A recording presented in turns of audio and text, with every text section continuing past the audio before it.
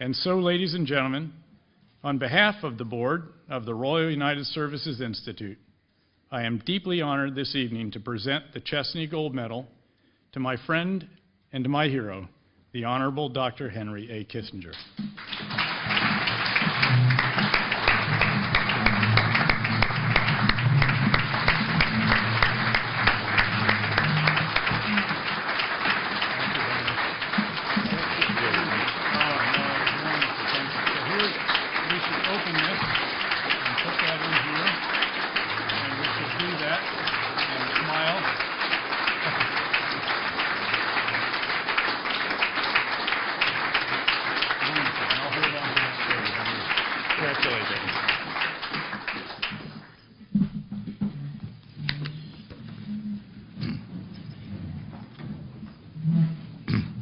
David, friends, I once introduced Lord Carrington with a very eloquent introduction.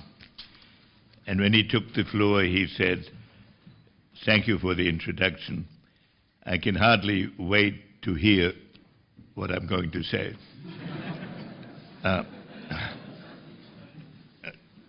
David, thank you very much for your kind words. Your vision has been indispensable in two military actions in which our two countries fought side by side. And even more than your military leadership, you provided hope at a moment when things looked very difficult. And I am convinced that your inspiration and leadership will be needed and called on in the years ahead. It means a great deal to me to receive this award from this group. When I was in military service, I was with the 84th Infantry Division, which was stationed for a month near Stockbridge before it landed at Omaha Beach, but 2 months after the contested landing. And after that, my division was the northernmost American division, and therefore in direct contact with the British Second Army at the edge of northern Germany and at the in the Netherlands. So I shared the war experience to some extent, and in the years afterwards, I have seen this special relationship work, and I will say a few words about it later on. So this institute, created by the Duke of Wellington, has brought about a fine tradition of strategic scholarship. Before think tanks were imagined, RUSI provided a forum for the elaboration and discussion of strategic military doctrine through 2 world wars, the Cold War and beyond. RUSI has encouraged creative thinking on strategy and on the special relationship of our countries. It is a particular honor to receive this award on the eve of an important anniversary in British, European, and world history, the bicentennial of the Battle of Waterloo, in which Britain, not for the first time in its history, nor the last, battled to preserve the liberties of Europe and of the world. The conclusion of those wars brought about a period of unprecedented stability in Europe. Sovereign states increasingly practiced free trade and protected an equilibrium of stability in Europe by Britain as a balancer. This system helped all countries to prosper. It prevented any single nation from dominating its neighbors or any dispute from becoming irrevocable. The two world wars shattered this system. At the end of the Second World War, a new international relation emerged based importantly on American power, Atlantic partnership, and a special relationship between Britain and the United States. The European security frontier was a fixed line in Western Europe, manned by Allied forces and backed by the American nuclear deterrent. Today, this international order is under attack. It is being tested and redefined in different ways in every major region, based on different cultural visions of what order represents.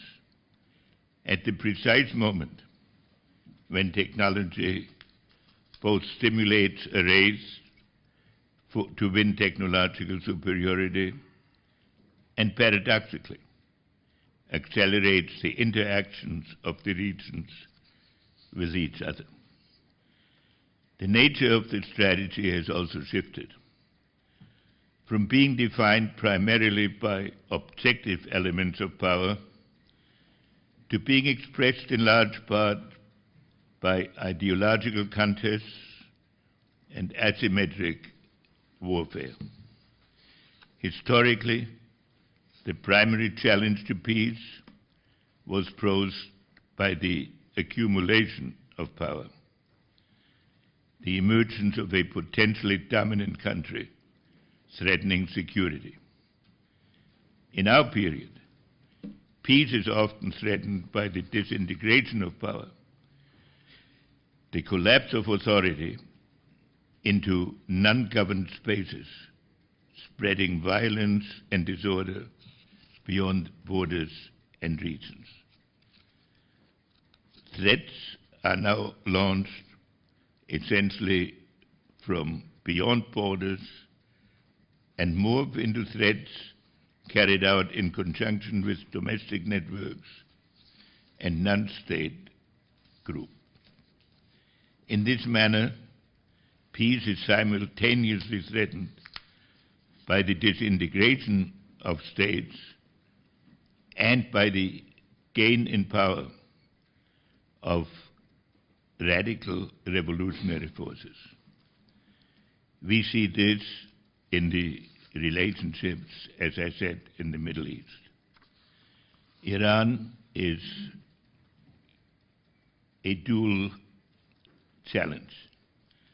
On the one hand, it claims the privileges of the state system and simultaneously subverts it by sponsoring non-governmental authorities and militias inside neighboring states.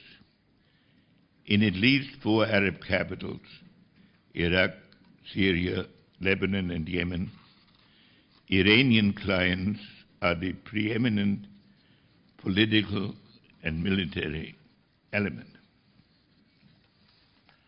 This situation is compounded by the acquisition of nuclear technology and ultimately nuclear weapons. When negotiations began with Iran, the country had roughly 130 centrifuges, the equipment used for enriching uranium. Today, the country has approximately 19,000. Therefore, what started out as a process to remove a nuclear military capability has merged into an attempt to manage it. In such a situation, we in the West have to ask ourselves what the strategic consequences are. Whatever the merits of the details of the agreement, which will almost certainly emerge and will almost surely be ratified, one of its consequences will be the further spread of nuclear technology into the Middle East. And therefore, what was once a monopoly of superpowers, which could calculate the consequences of their actions and achieve a degree of defensive capability and a warning system, will now be executed by countries, some of which are in mortal conflict with each other, have only a limited capability to produce warning systems, and where the travel time of weapons is so short that preemption is almost built into the system. This is an evolution that is foreseeable now, and which we all have to ask ourselves how one conducts foreign policy in these circumstances. One answer is, of course, that it is an old balance of power problem, that we can act as balancer between the various forces that are in conflict with each other. This is to some extent correct. But it is also true that when Britain executed the balance of power policy with enormous success for 200 years, it was dealing with a number of states of roughly equal capability, which were not in a mortal conflict with each other, and whose differences concerned marginal adjustments within an agreed system.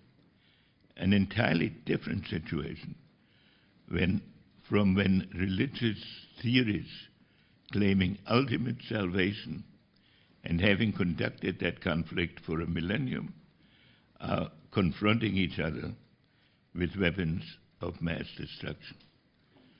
So I think all of us in the West need to analyze not just the diplomatic implications of the next period, but the long-term implications of what has now evolved and which will have to attempt to manage this conflict under severe dangers. A second contemporary problem that is before us is the challenge in Ukraine and Russia. Again, there are endless details that one can discuss, but here it's the fundamental issue as I see it. I do not believe it is possible for Ukraine to exist as an outpost of either the West or of Russia. If it is an outpost of the West, its borders are 200 miles from Stalingrad and 300 miles from Moscow, and that will never be accepted. If it is an outpost of Russia, its borders are at the borders of Poland, Romania, Hungary, and that will not be accepted to the West. So the question is, can one design a Ukraine that is a possible meeting ground for the two sides, in which they can cooperate, in which the country is free to conduct its own domestic policies, but does not become a military component of either side? That is going to be extremely difficult. And particularly after the last 2 years it may not be possible for Russia to withdraw from some of its claims without shaking its domestic structure. But that gets me to the second point, which is the role of Russia. And it's Putin, another Hitler, or that we have to deal with by the same methods? Or is it a symptom of Russian behavior? Now, if you look at Russian history, has there ever been a Tsar who was comfortable for Russia's environment? If one looks at British history, ever since the emergence of Russia, there have always been challenges which had the dual problem of preventing Russian domination and yet keeping Russia in the international system, because history shows this strange phenomenon, that a country that has been normally troublesome along its borders has always also been the ultimate salvation of the equilibrium against the Mongols, against the Swedes, against the French, and against the Germans. So the challenge is whether one can have the dual objective of preserving a free Ukraine and a Russia strong enough to balance the equilibrium simultaneously, and not letting the policies get out of whack with each other. And the third problem, and for those of you who worry about breakfast, let me tell you, it's the last problem I will mention, is the emergence of China. If one analyzes China in terms of classical strategic theory, one thinks of masses of troops marching across borders with the potential of dominating the world. But the challenge of China is that in the thousands of years of its history, it has not thought of itself as a sovereign state in balance with other states.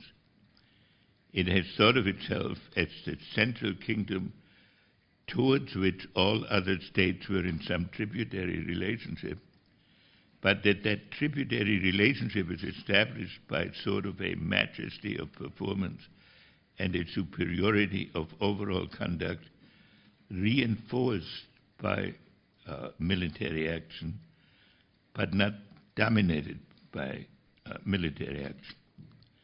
Now China, for the first time in its history, finds itself with the necessity of fitting into an international system, because nobody is strong enough to dominate the world militarily alone. And so, in adjusting relations with us, it faces what I consider partly cultural problem. When Americans think of international affairs, they think of problems that need a programmatic solution, and that can be solved in a relatively defined period of time. When the Chinese think of international affairs, they think that every solution is an admissions ticket to another problem, and that therefore one cannot segment international affairs into individual units, but that one has to have a comprehensive concept of the evolution of history and see whether these can be fitted together.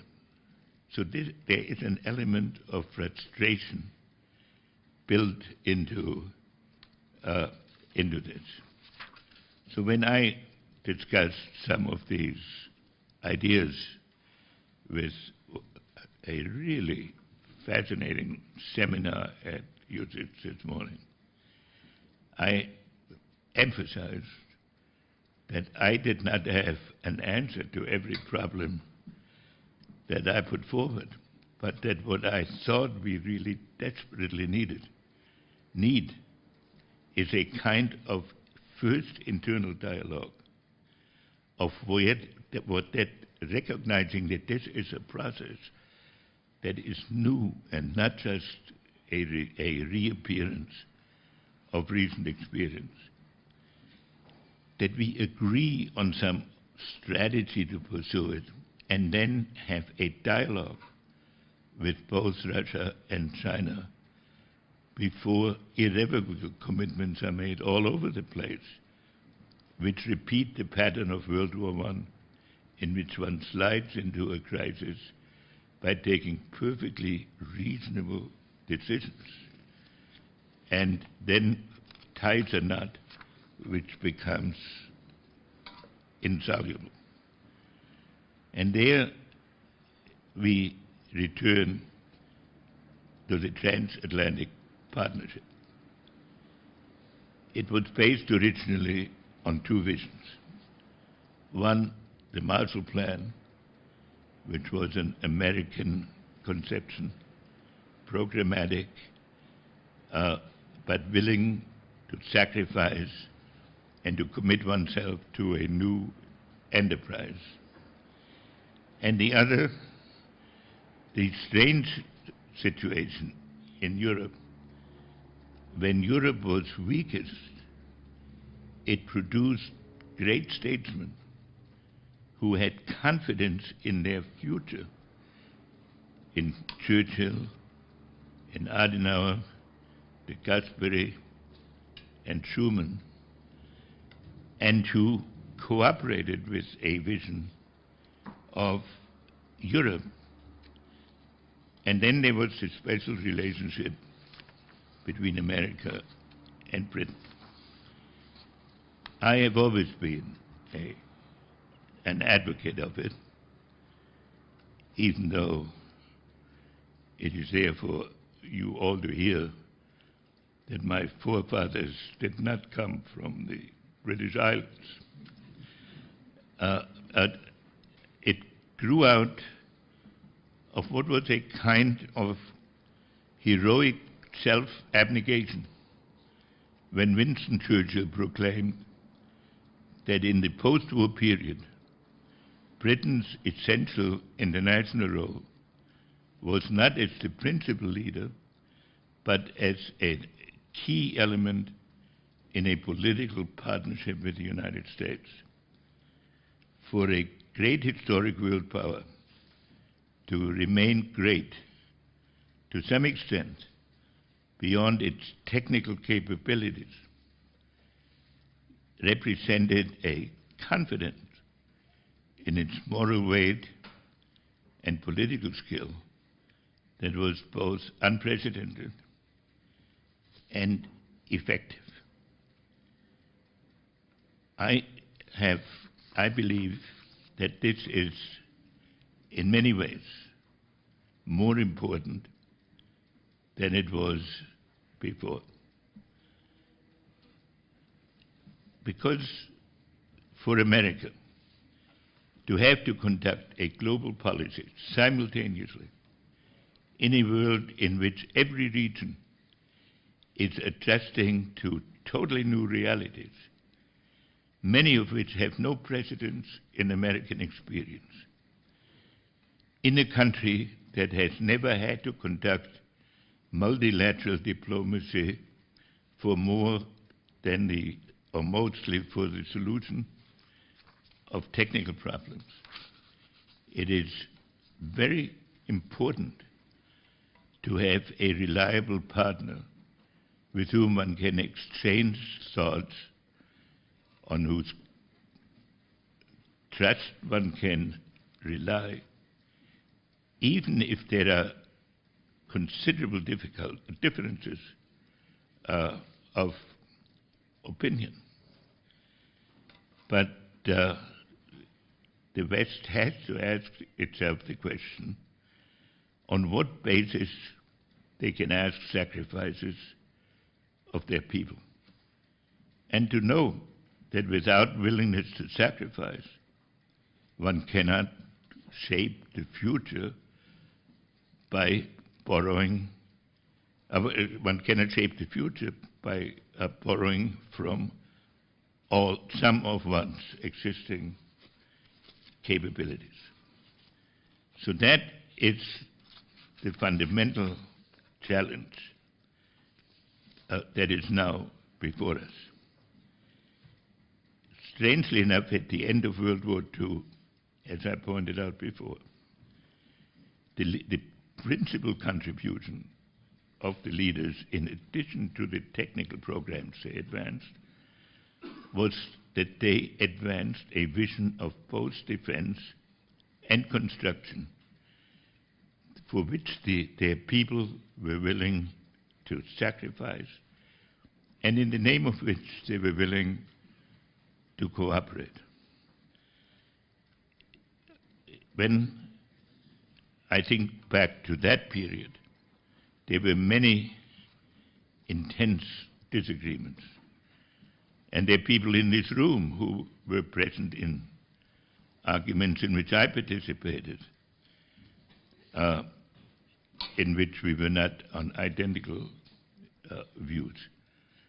But at that time, these were felt as family disagreements, not as fundamental challenges to the moral basis of either the national or international leaderships. So the question is whether this